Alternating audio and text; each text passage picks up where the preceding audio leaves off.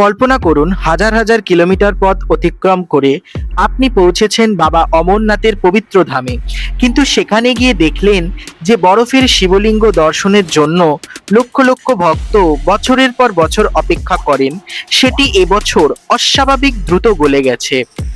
একই সময় লক্ষাধিক ভক্তের ঢল, নিবন্ধন ছাড়া কাউকে প্রবেশ করতে না দেবার কড়া নির্দেশ এবং পাহাড়ি পথে ব্যাপক চাপ, সব মিলিয়ে অমরনাথ যাত্রা দেশ জুড়ে আলোচনার এখন কেন্দ্রবিন্দু।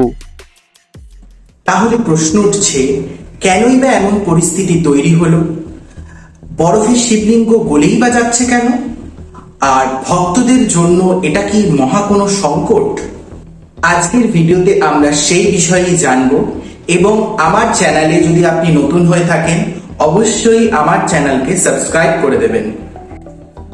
জম্মু কাশ্মীরের হিমালয়ের ৩,৮৮০ মিটার উচ্চতায় অমরনাথ গুহা অবস্থান করে।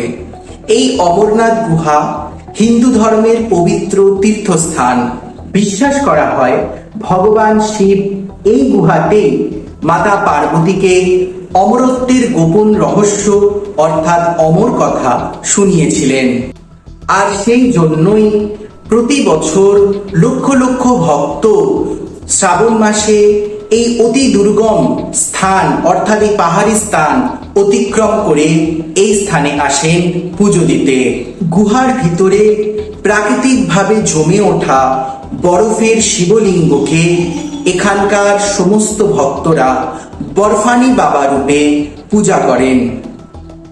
হিন্দু ধর্মে বলা হয় অমরনাথ দর্শন করলে মৃত্যু এবং জন্মের এই অবিরাম চক্র থেকে মুক্তি লাভ করা যায়। জম্মু কাশ্মীরে প্রতিকূল ঠান্ডা আবহাওয়ায় গুহার ছাদ থেকে বরফ জল চুইয়ে পড়ে।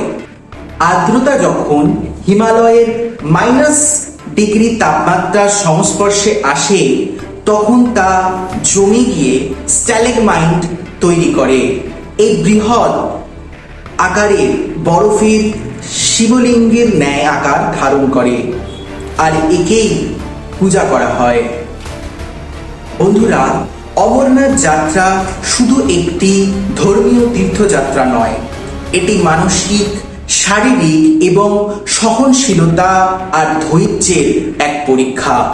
এই উচ্চতায় অবস্থিত গুহায় পৌঁছতে তীর্থযাত্রীদের দীর্ঘ এবং পাহাড়ি পথ অতিক্রম করতে হয়।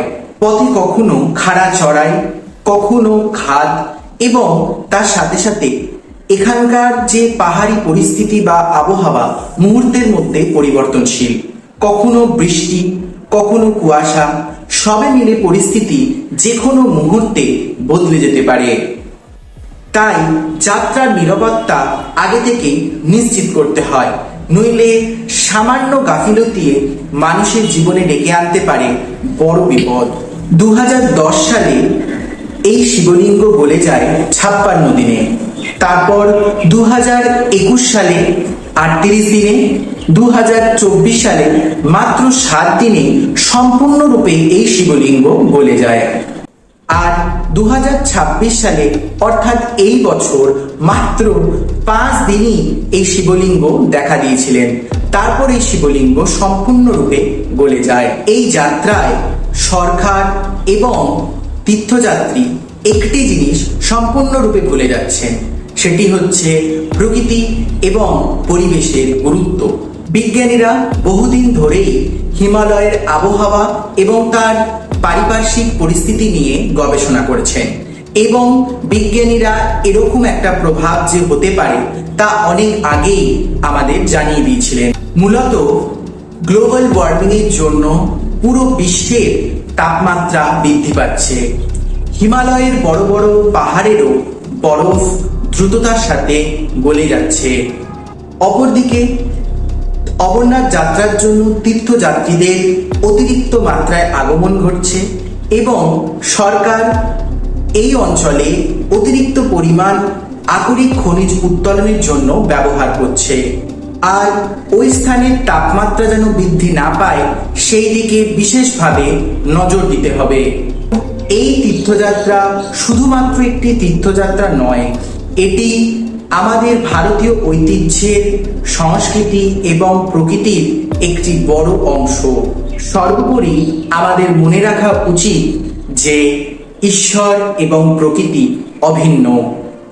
প্রকৃতির ক্ষতি অর্থাৎ ঈশ্বরের থেকে একটু একটু করে দূরে চলে যাওয়া। আমার এই ভিডিও যদি আপনাদের ভালো লেগে থাকে অবশ্যই আমার চ্যানেলকে সাবস্ক্রাইব করবেন এবং এই ভিডিওটি আপনার বন্ধু এবং পরিবারের সাথে শেয়ার করবেন।